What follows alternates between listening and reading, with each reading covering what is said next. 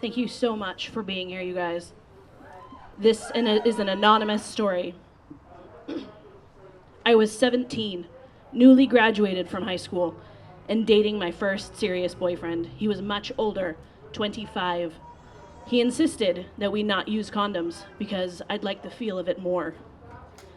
We were pregnant pretty quickly. I told him, and we agreed to tell my parents together. But when I showed up at our meeting and place, he didn't. I knew I was on my own. And I had to decide, have an abortion, have the baby and give it up for adoption, or have the baby and keep it.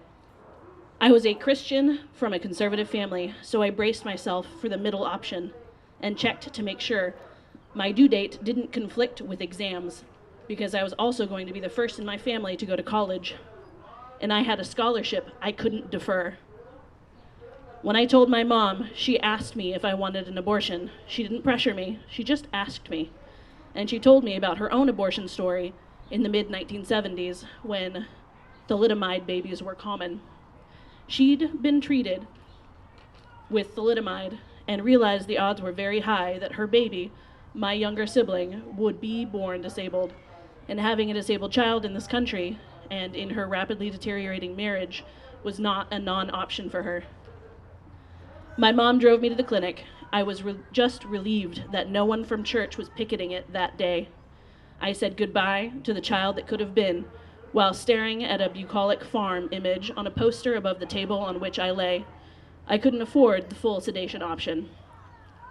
I regret getting pregnant, but I don't regret having the abortion.